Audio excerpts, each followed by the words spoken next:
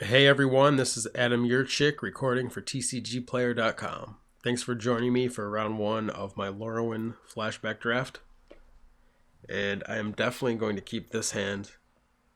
I start out strong with the Nightshade Stinger, and then I have Nameless Inversion to take out their threats, and then some nice threats of my own in Marsh Flitter and Sentinels of Glenorlundra. And I'm on the draw as well, which is nice, so I'll have additional chances to hit the land that I need, or maybe even more action, like Ring Skipper. I'll gladly play that on turn 2. That's perfect. I have Nightshade Stinger into another flyer, and that puts an immediate clock on him, and I have nice support for that clock. He's just played a couple of land.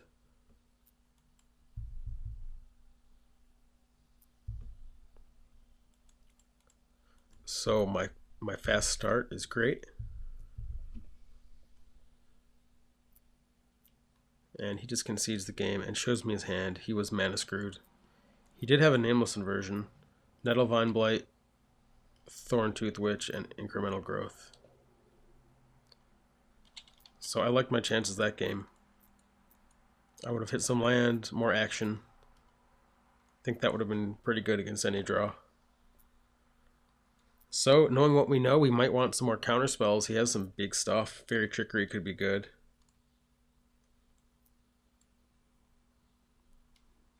Silver Gilt Dowser might be a little bit slow. A little bit too weak. I can cut that. Put in another counter spell.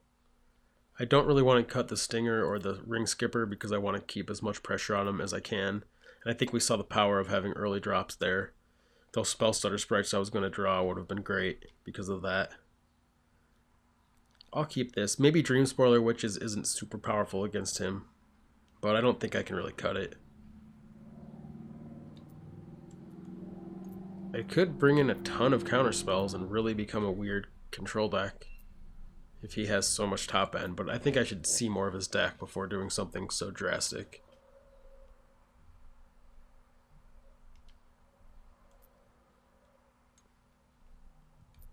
And I'm actually going to bring in the Ambitions, not the Trickery, because of the colored mana issue.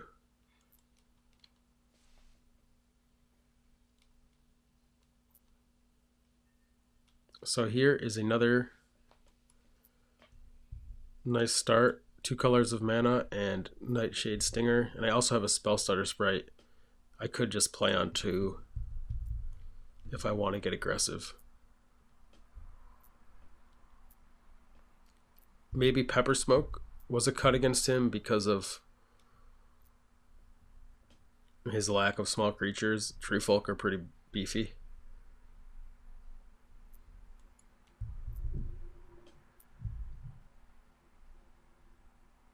I should have just played an island, because if he cast Nameless Inversion, I could have countered it. And he was considering it. Usually I like to play lands after combat, but sometimes in a situation like that, just get your option to have your card. I'm going to play Spell Stutter Sprite and get the damage in because I want to kill him with Final Revels. Going to reveal Thieving Sprite.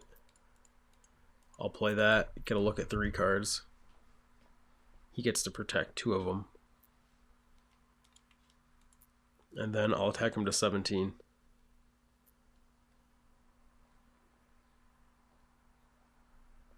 Then I can next turn evoke Muldrifter and Ponder. Hopefully hit my 4th and 5th land, and then I can set up Final Revels.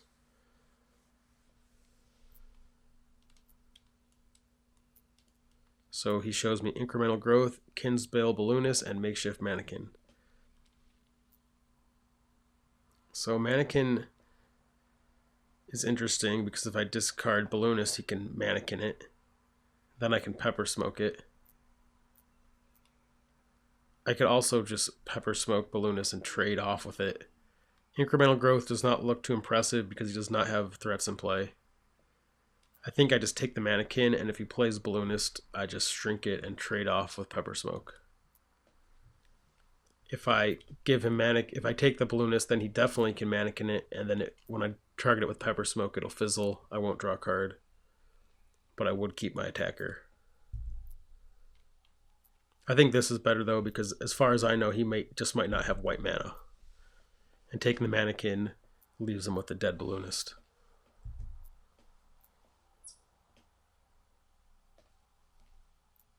And that looks to be the case. I'll just get in here. It would be awesome to find a second Pepper Smoke on this Ponder. I don't. I see Ring Skipper and lands. So I could play a Ring Skipper this turn. Or I could draw land. And I could play an Evoke Muldrifter. I don't think I want to do that. I think the best play is put both lands on top and then Ring Skipper. Keep it like this. Don't shuffle. Draw the Ring Skipper, play it, then draw land next turn and play the Witches, and then a land and a Muldrifter. I think that's a nice, solid, conservative line. And given the situation, this is awesome. Adding another flyer to the board to pressure him. Also another creature for Final Revels. And it doesn't really look like he's doing anything too impressive, so I do not need to dig with Muldrifter or deviate in any way from my plan. Marsh Flitter's awesome. He can eat a flyer and trade for a token, and then I response I could Pepper Smoke and he would sack another one. I think the best play for me here is to simply cast Dream Spoiler Witches and pass the turn. I don't really want to trade a flyer for a token now. I do get in 3 damage,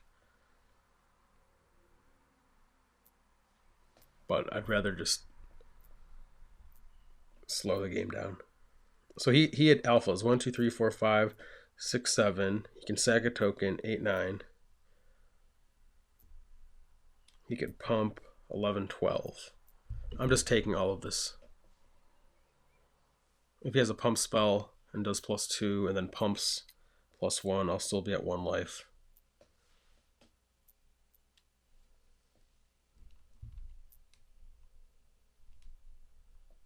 So I'll Final Revels and hopefully just kill him.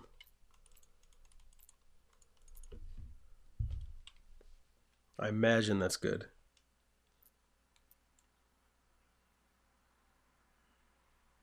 But if he can kill one of my creatures, it will not be enough.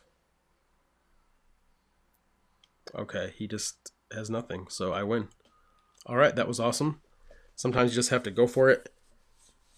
If he had Nameless Inversion on Dream Spoiler Witches, it would have been pretty awkward, but gotta do what you gotta do. And I get there, so thank you for watching, and please join me for round 2.